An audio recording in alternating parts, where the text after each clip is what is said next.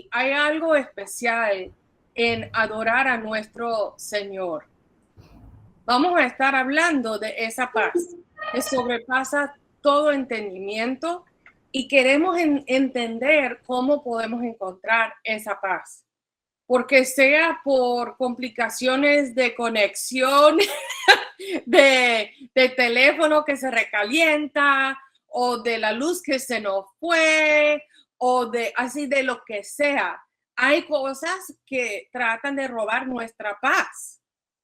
Así es. Ni les pregunto si hay algo que ha intentado robarles la paz, sino que sería más bien en los últimos quizás 30 minutos que ha intentado robarles la paz. Y más bien tendríamos así la lista más cortita. Pero algo que Dios sí promete como parte de su espíritu es la paz.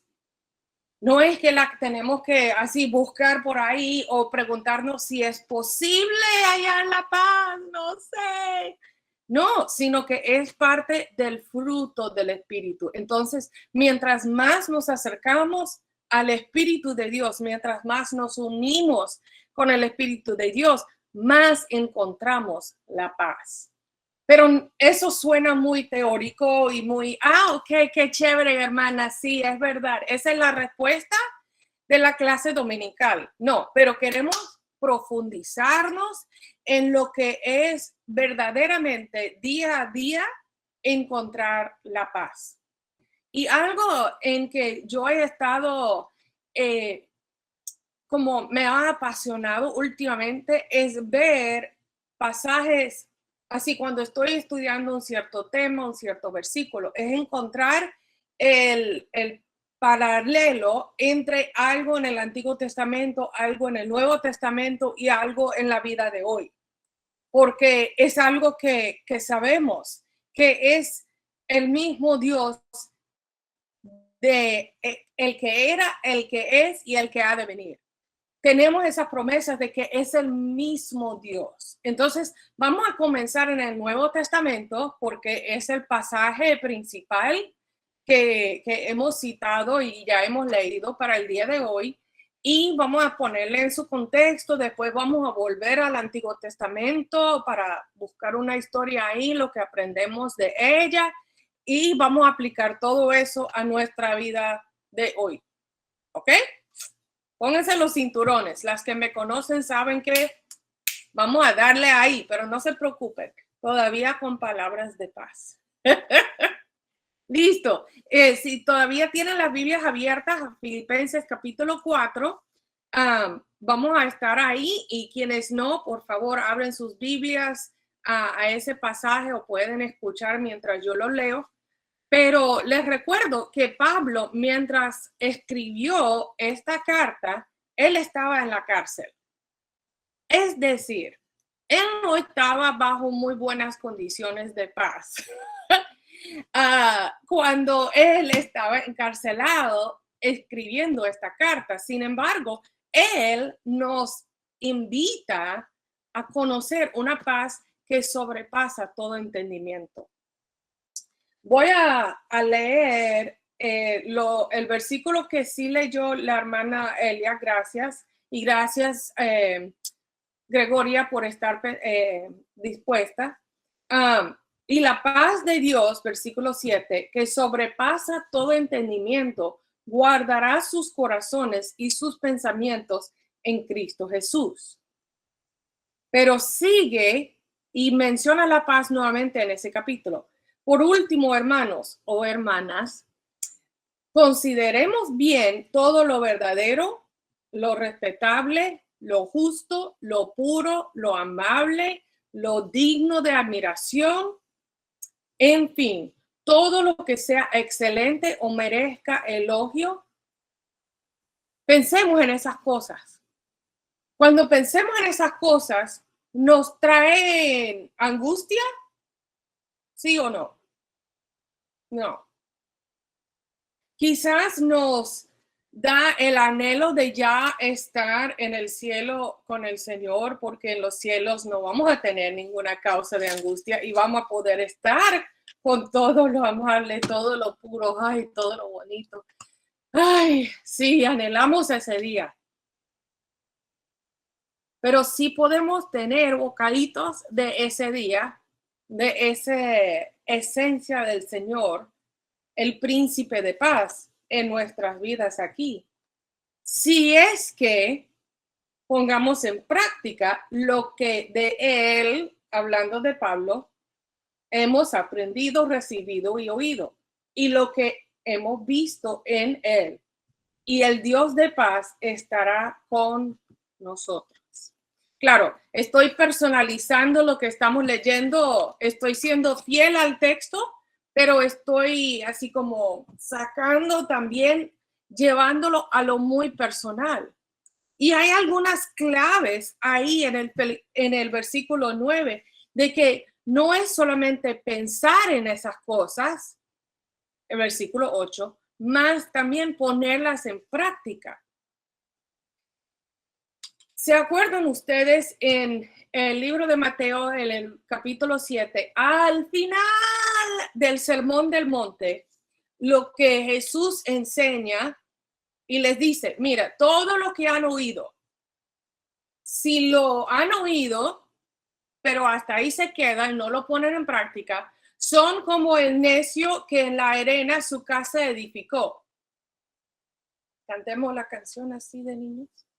No, pero queremos establecer nuestra casa sobre la roca que es Dios, firme. Si tú tienes una casa edificada sobre la arena, ¿tú vas a sentirte tranquila o vas a estar así angustiada, preocupada de cuándo se te cae la casa?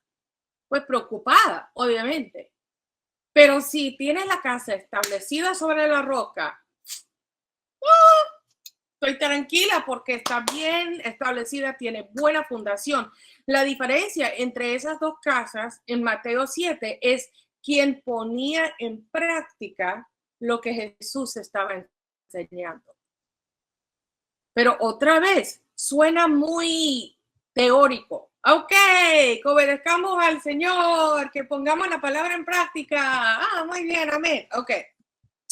Volvamos a los versículos justo antes del versículo 7.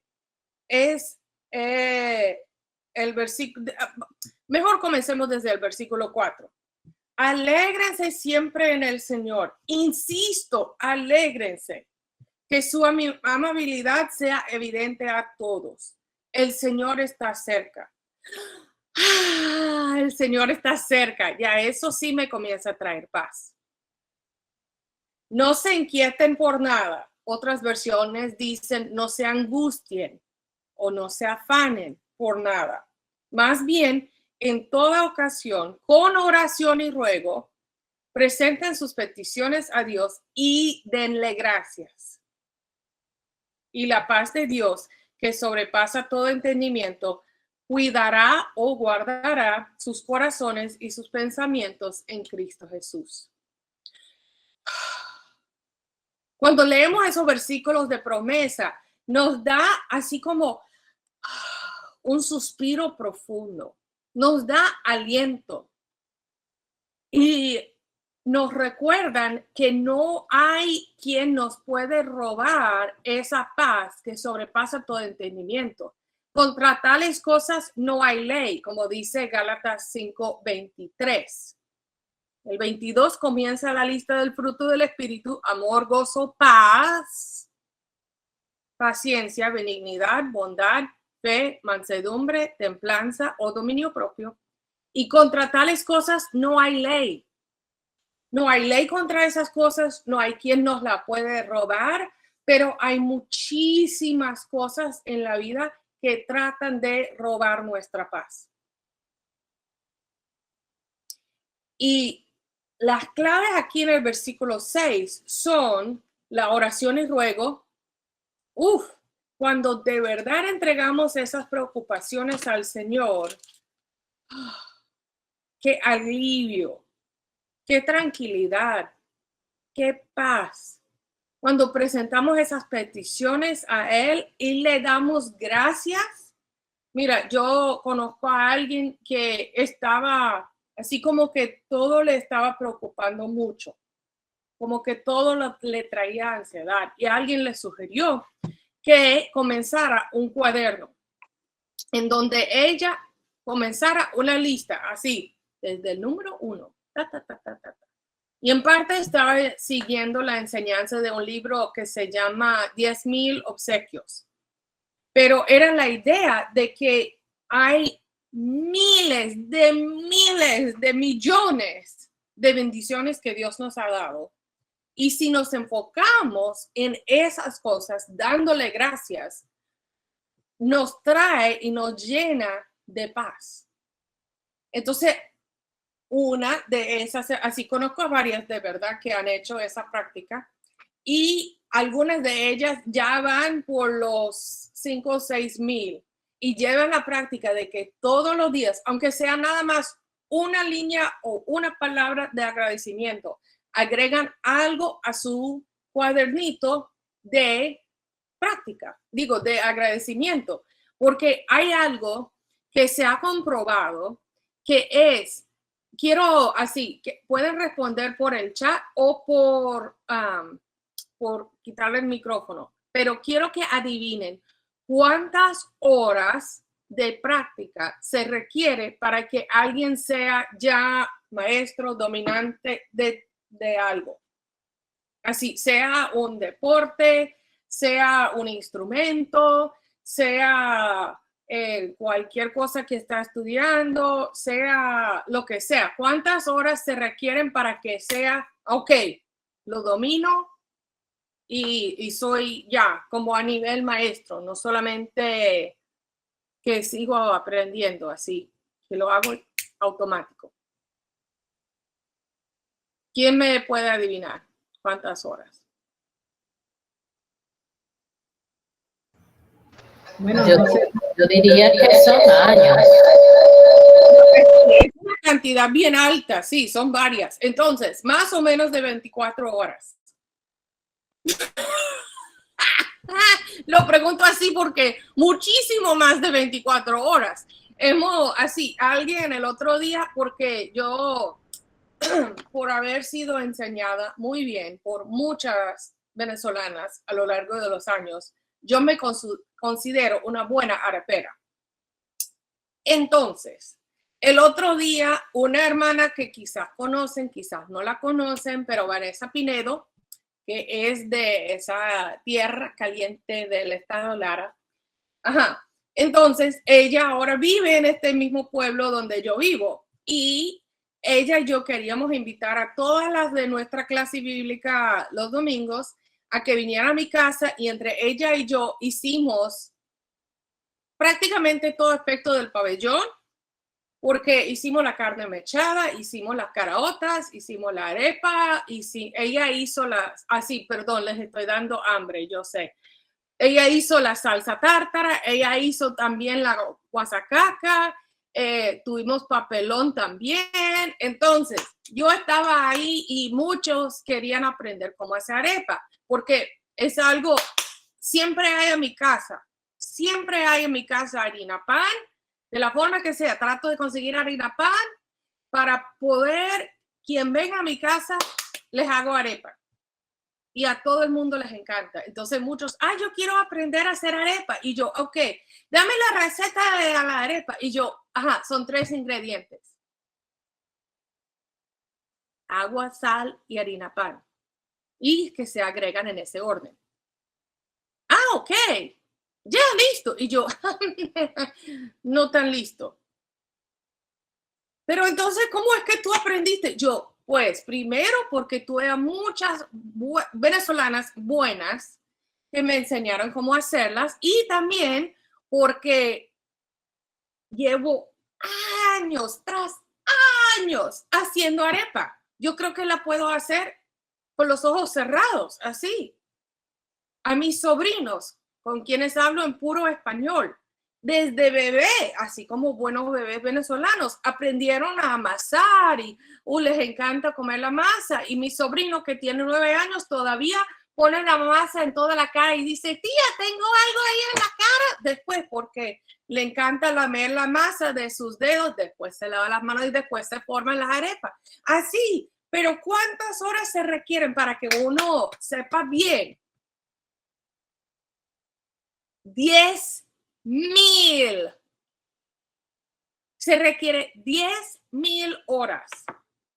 Claro, yo no creo que he hecho 10,000 horas de arepa. Entonces no estoy a nivel maestra de arepa, pero sí soy de gringa reencauchada venezolana, de medio maestra de arepa. ¿Me van entendiendo, verdad? Ok.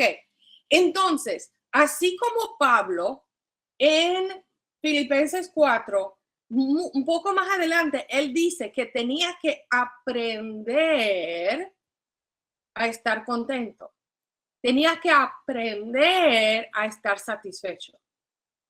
Hay muchas cosas del Señor que decimos, ok, ya debe estar así como, ok, ya tengo el Espíritu Santo, entonces ya tengo la paz, pero tenemos que aprender a encaminarnos bien con el Espíritu. Tenemos que aprender bien cómo vivir en paz. Leamos eso a lo que me estoy haciendo referencia. Pues, para no faltar ningún versículo, seguimos desde el 10, pero nos estamos enfocando en el, pues, ya lo verán. Filipenses 4:10, por si alguien se desconectó y se volvió a conectar. Me alegro muchísimo en el Señor de que al fin hayan vuelto a interesarse en mí. Claro está que tenían interés, solo que no habían tenido la oportunidad de demostrarlo. No digo esto porque esté necesitado, pues he aprendido a estar satisfecho en cualquier situación que me encuentre. Sé lo que es vivir en la pobreza y lo que es vivir en la abundancia. He aprendido a vivir en todas y cada una de las circunstancias, tanto a quedar saciado como a pasar hambre, a tener de sobra como a sufrir escasez. Todo lo puedo en Cristo que me fortalece. Ese es el contexto de ese versículo. Todo lo puedo en Cristo que me fortalece. Todo lo puedo aprender. Todo lo puedo aprender a poner en práctica, a estar satisfecha. Si no están en plena paz todavía, si no, ay, mira, lo que va más allá de mi entendimiento es cómo encontrar la paz. Mira, vamos a ponerle pausa ahí en la carta de Filipenses e ir a otros pasajes, porque a veces esa angustia o es lo que sea que es el opuesto de la paz está fuera de nosotros, está fuera de nuestro control. Y en parte, el no tener control es una de las cosas que para muchas nos roba la paz. Pero cuantísimas cosas están fuera de nuestro control. Todas. De verdad que no tenemos nada bajo nuestro control. Pero sí podemos aprender a confiar en quien sí tiene el control. Mateo 8, 23 al 27. Mateo 8, 23 al 27. Luego subió a la barca y sus discípulos lo siguieron. De repente se levantó en el lago una tormenta tan fuerte que las olas inundaban la barca, pero Jesús estaba dormido. Los discípulos fueron a despertarlo. ¡Señor!, gritaron, ¡sálvanos que nos vamos a ahogar! Hombres de poca fe, les contestó, ¿por qué tienen tanto miedo? Entonces se levantó y reprendió a los vientos y a las olas y todo quedó completamente tranquilo. Los discípulos no salían de su asombro y decían, ¿qué clase de hombre es este que hasta los vientos y las olas le obedecen? No salían de su asombro. Ahí está una clave de cómo podemos mantener la fe en quien es el príncipe de paz. Cuando nos maravillamos de cómo Él es la paz, cuando entregamos a sus manos todo lo que nos agobia, todo lo que nos da angustia, todo lo que nos perturba, todo lo que nos preocupa, todo lo que nos da miedo, nos da temor, bla, bla, bla. Hermano, nos estás estresando nada más con dar la lista. Yo sé. Pero si se lo...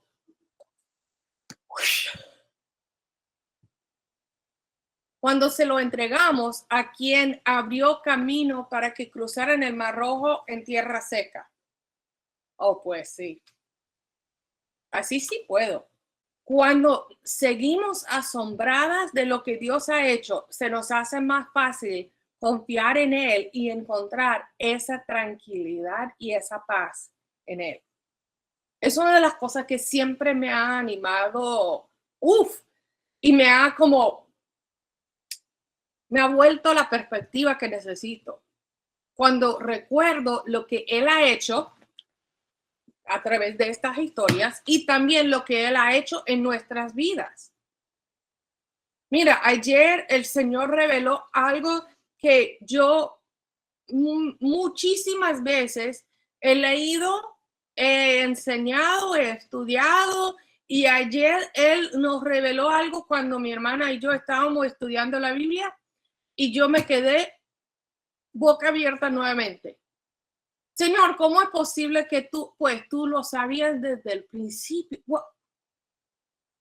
Y ese asombro es maravilloso porque así recordamos cuál es la fuente de paz. ¿Cuál es la fuente de quien nos dice, no temas, que yo estoy contigo? Entonces, hablando de ese asombro y de las maravillas del Señor, yo les voy a leer una historia del Antiguo Testamento y pues otra cosa que aprendí muy bien de muchos amigos venezolanos y también de otros que me han dado esa influencia, yo puedo llegar a ser un poco dramática, expresiva. Yo voy a leer directo del texto bíblico, pero voy a insertarme así como si fuera yo esa persona experimentando lo que dice el texto. Van a llegar a reconocer la historia rápidamente, pero después les voy a dar así la referencia textual, porque quiero que se enfoquen en como que la historia que les voy a pintar, el panorama y todo. Ok. Los israelitas, que yo era uno de ellos, hicieron lo que ofende al Señor. También era uno de ellos. Y Él nos entregó en manos de los madianitas durante 7 años. Esos madianitas. Era tal la tiranía de los madianitas que nosotros nos hicimos esconditis en las montañas y en las cuevas y en otros lugares donde pudiéramos defendernos. Llenísimos de temor. Siempre que los israelitas, nosotros sembrábamos, los madianitas, amalecitas y otros pueblos del oriente venían y nos atacaban. Acampaban y arruinaban las cosechas por todo el territorio hasta la región de Gaza. No dejaban en Israel nada con vida. Ni ovejas, ni bueyes, ni asnos. Llegaban con su ganado y con sus carpas como plaga de langostas. Tanto ellos como sus camellos eran incontables y también invadían el país para devastarlo. Ese conflicto, así, nos estaban robando la paz, en todo sentido, robando la paz. Era tal la miseria de nosotros, de los israelitas, por causa de los madianitas, que clamamos al Señor pidiendo ayuda. No sé por qué no se nos ocurrió antes, pero clamamos al Señor. Cuando clamamos al Señor a causa de los madianitas, el Señor nos envió un profeta que dijo, así dice el Señor, Dios de Israel, yo los saqué de Egipto, tierra de esclavitud, y los libré de su poder. También los libré del poder de todos sus opresores, a quienes expulsé de la presencia de ustedes para entregarles su tierra. Les dije, yo soy el Señor su Dios, no adoren a los dioses de los amorreos en cuya tierra viven. Pero ustedes no me obedecieron. Qué pena, tienes razón. El ángel del Señor vino y se sentó bajo la encina que estaba en Ofra, la cual pertenecía a Joás del clan de Abiezer. Su hijo Gedeón estaba trillando trigo en un lagar para protegerlo de los madianitas. Ajá, estoy trillando trigo. Es decir, trillando el trigo en el lagar. Es decir, donde encerrado, donde todas las alergias, el polvo del trigo me estaba entrando, pero por todas partes. Entonces, cuando el ángel del Señor se le apareció a Gedeón, le dijo, el Señor está contigo, guerrero valiente. Así, pero Señor, Señor, replicó Gedeón. El Señor está con nosotros. ¿Cómo es que nos sucede todo esto? ¿Dónde están todas las maravillas que nos contaban nuestros padres cuando decían, el Señor nos sacó de Egipto? Perdón. La verdad es que el Señor nos ha desamparado y nos ha entregado en manos de Madián. Es por eso que estoy aquí trillando trigo en el lagar, porque los madianitos me van a venir a robar el trigo y después no vamos a poder hacer pan, no vamos a poder hacer nada. El Señor le encaró y le dijo, ve con la fuerza que tienes y salvarás a Israel del poder de Madián. Yo soy quien te envía. Pero Señor, objetó Gedeón, ¿cómo voy a salvar a Israel? Mi clan es el más débil de la tribu de Manasés y yo soy el más insignificante de mi familia. Es por eso que me mandaron a trillar el trigo en el lagar. El Señor respondió, tú derrotarás a los madianitas como si fueran un solo hombre, porque yo estaré contigo. Pues, ya va. Ok. Si me he ganado tu favor, dame una señal de que en realidad tú eres quien habla conmigo, respondió Gedeón. Te ruego que no te vayas hasta que yo vuelva y traiga mi ofrenda y la ponga ante ti. ¿Está bien? Esperaré hasta que vuelvas, le dijo el Señor. Gedeón se fue a preparar un cabrito. Además, con una medida de harina hizo panes sin levadura. Luego puso la carne en una canasta y el caldo en una olla. Pero mientras preparaba toda esa comida, no es que tardó nada más 5 minutos. Tenías que ir y buscar y matar al cabrito. Después lo tenías que cortar y quitar toda la piel para después usar en otra cosa. Y ay, a ver si los madianitas, qué bueno que no me robaron ese cabrito, porque tengo algo que ofrecer al ángel del Señor. Entonces, ay, wow, pero sí sé que estoy tardando, pero hierve, porque no hierve esa olla. Necesito que hierve. Ay, pues, a ver si todavía, wow, mira cómo va bajando el sol. No sé si me va a seguir esperando, pues si no, pues vamos a tener algo que comer aquí, pero pues menos mal es pan sin levadura porque no tengo que esperar a que se levante así, pues vamos a ver. Los llevó y se los ofreció al ángel bajo la encina. Sí me esperó. El ángel del Dios le dijo, toma la carne y el pan sin levadura y ponlo sobre esta roca y derrama el caldo. Y así lo hizo Gedeón. Entonces, con la punta del bastón que llevaba en la mano, el ángel del Señor tocó la carne y el pan sin levadura, y de la roca salió fuego que consumió la carne y el pan. Luego el ángel del Señor desapareció de su vista. Cuando Gedeón se dio cuenta de que se trataba del ángel del Señor, exclamó: ¡ay de mí, Señor y Dios! He visto al ángel del Señor cara a cara. Pero el Señor le dijo: quédate tranquilo, no temas, no vas a morir. Entonces Gedeón construyó ahí un altar al Señor y lo llamó: el Señor es la paz. Estoy en Jueces capítulo 6, versículo 24.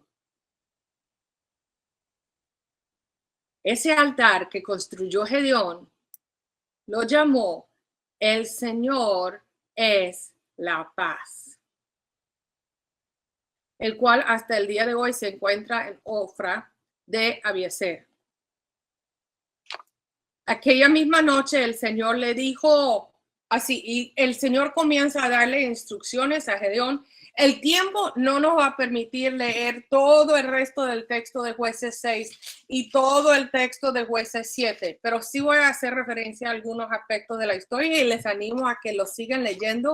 Espero que les haya despertado una curiosidad sobre cómo podemos hasta como meternos en la mente de Gedeón, de cómo se sentía antes y mientras le visitaba el ángel del Señor, que le llevó a crear ese altar y llamarlo: el Señor es la paz. Es porque no tenía paz antes. Y en ese momento, aunque todavía estaba todo el problema de los madianitas, aunque estaba todavía el temor de que los madianitas le vinieran a robar todo, a matar, a lo que fuera, en ese momento, el Señor es la paz. Era porque la paz era esa paz interna. Una paz que sobrepasa todo entendimiento. Y Gedeón, a lo largo de la historia, tiene que aprender a confiar en el Señor, que es la paz. Porque él está ahí angustiado, pero ¿estás seguro que eso va a pasar? Por favor, entonces yo voy a poner ese manto y haz que sea mojado y la tierra seca. El Señor lo hizo. Ok, entonces si me permites una vez más para comprobar que si eres tú que me está mandando que el manto sea seco y la tierra sea mojado. El Señor lo hizo. Pero Gedeón todavía está permitiendo que esos temores, que esas preocupaciones, que esas dudas le roben la paz. No ha aprendido todavía a vivir esa paz que comenzó a reconocer que el Señor le traía. Entonces, el Señor le sigue instruyendo. Él tiene ya, ya hemos montado a un buen ejército para que vaya contra los madianitas, y el Señor le dice: tienes demasiados soldados. ¿Quieres que vivan en el temor, Señor, y no en la paz? Pues si es que por el temor estás viviendo bajo tu propia perspectiva o tu propio control, sí, que vivas ahí, porque solo en mí vas a hallar la paz. Entonces, el Señor les hizo algo ahí para que la cantidad de soldados bajara a 300. Apenitas. Mira todo el temor con que comenzó la historia al principio de Jueces 6. Tiranía, miseria, así, palabras muy fuertes de todo lo que sentían contra los madianitas. Estaba trillando trigo en un lagar. Entonces, el Señor les sigue repitiendo, este irá contigo, ese irá, yo estaré contigo. El Señor, que es la paz, prometió estar con él. Pero el Señor, aunque Gedeón no había pedido otra afirmación, otra como otra prueba, así Gedeón no le había pedido ninguna otra prueba, pero el Señor, sabiendo la angustia que todavía seguía en el corazón de Gedeón, le dice,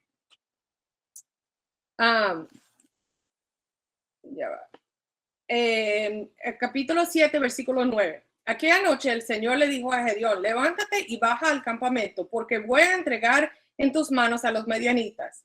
Si temes atacar, baja primero al campamento con tu criado Furá y escucha lo que digan. Después de eso, cobrarás valor para atacar al campamento. El versículo 15. Cuando Gedeón oyó el relato del sueño y su interpretación, se inclinó y adoró. Luego volvió al campamento de Israel y ordenó, levántense, el Señor ha entregado en manos de ustedes el campamento madianita, etcétera, etcétera, etcétera.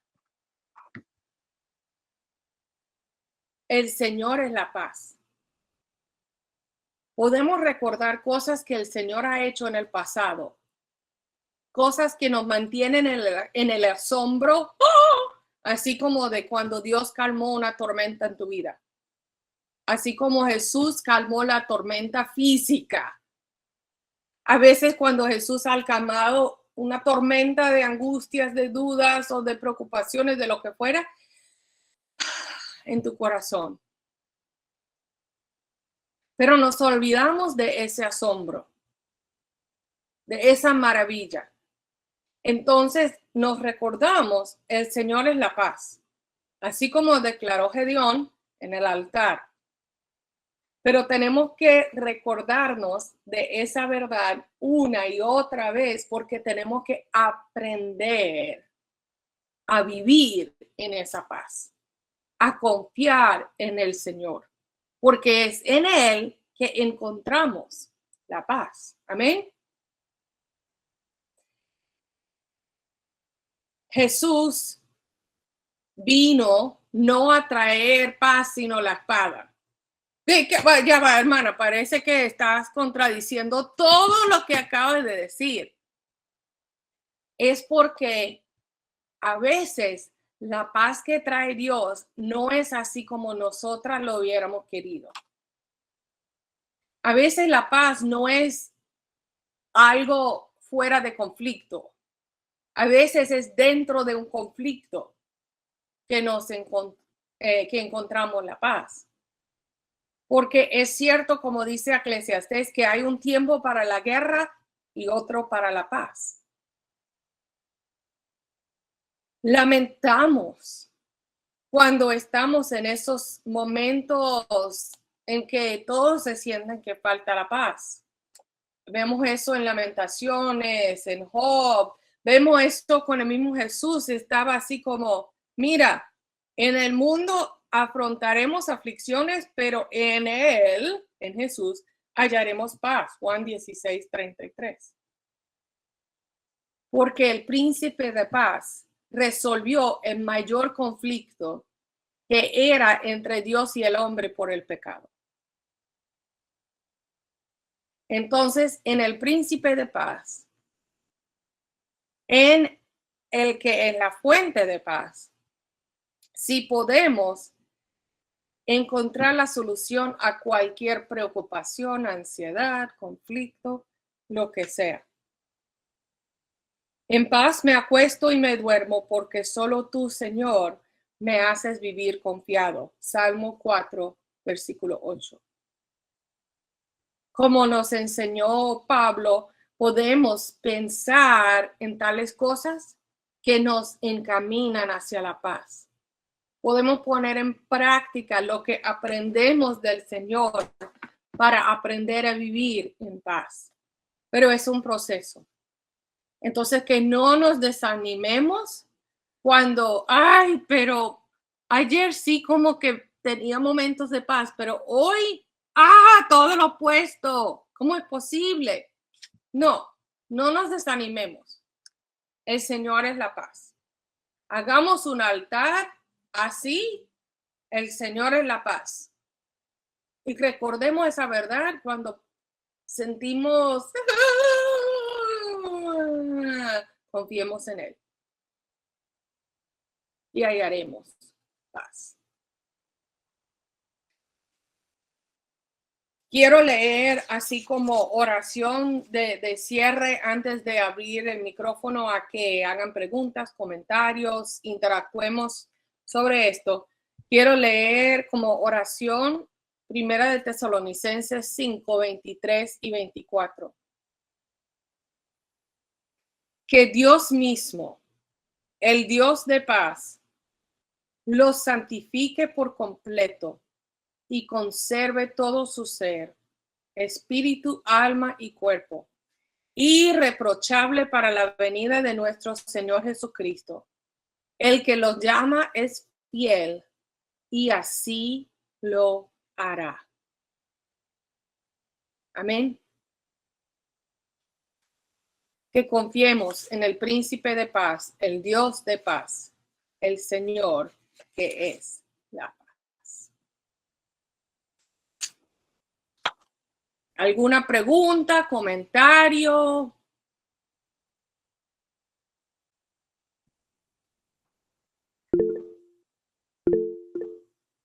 Dale, María José.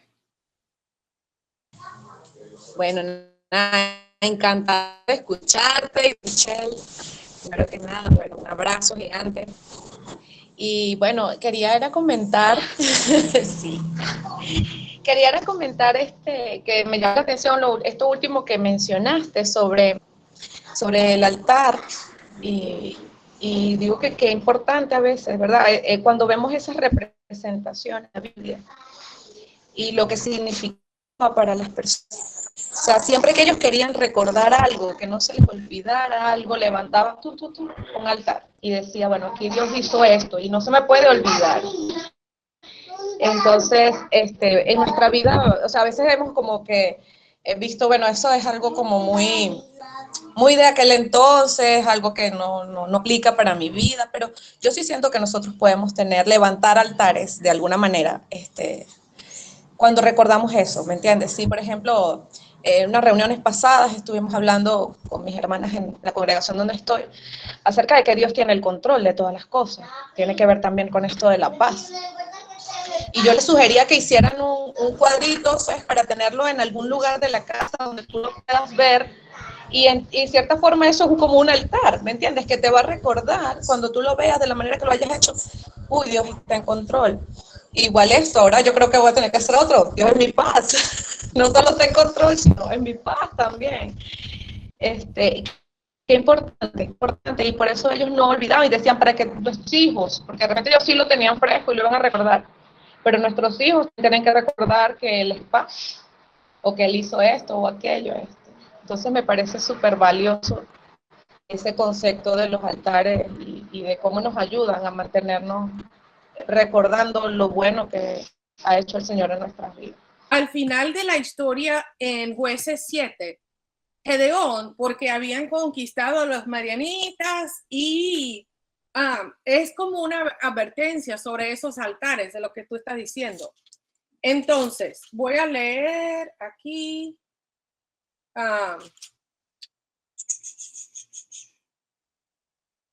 Ok, conquistan y dicen por el Señor y por Gedeón.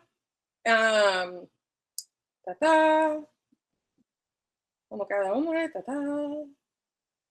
el ejército huyó, hasta siguieron y persiguieron a los reyes y se apoderaron de ellos. Ya va, es que perdón, es que está en el capítulo 8, con razón no lo estoy encontrando en el 7. Ok, entonces, los israelitas querían, así como que Gedeón les fuera, así él y sus hijos, etcétera, siguieran guiando y así querían que ellos fueran sus líderes, así como siempre, porque claro, les habían liberado de los madianitas. Y Gedeón, versículo 22, a partir del versículo 22 del capítulo 8. Entonces los israelitas le dijeron a Gedeón: gobierna sobre nosotros y después de ti tu hijo y tu nieto, porque nos han librado del poder de los madianitas. Pero Gedeón les dijo: yo no los gobernaré, ni tampoco mi hijo. Solo el Señor los gobernará. Pero tengo una petición, añadió, que cada uno de ustedes me dé un anillo de lo que les tocó del botín. Era costumbre de los ismaelitas usar anillos de oro. Con mucho gusto te los daremos, le contestaron. Entonces le tendieron una manta, cada hombre echó así en ella un anillo, bla, bla, bla. El peso fue tanto, estas cosas. Ok, versículo 27. Con el oro, Gedeón hizo un efod que puso en Ofra, su ciudad. Ok, el propósito de su efod era así, como un recordatorio, así como el altar. Mi compu está por... Ok, así como hizo el altar, el Señor es la paz, quiso hacer un efod como, mira, ¡woohoo! Gloria a Dios, honra y alabanza al quien nos rescató de los madianitas. Ese era el propósito del efod. Sin embargo, todo Israel se prostituyó al adorar ahí el efod, el cual se convirtió en una trampa para Gedeón y su familia. Entonces, así al final de la historia es como una advertencia de que no nos enfoquemos en el recordatorio, sino en lo que el recordatorio nos lleva a recordar. Entonces, cuando creamos esas cosas así, estoy totalmente de acuerdo contigo, María José, que especialmente para los niños es importantísimo poner recordatorios. Dice Deuteronomio 6 y Jesús repite el concepto de que, pues mejor lo leo en vez de solo citarlo. Deuteronomio 6 es el Shema que dice...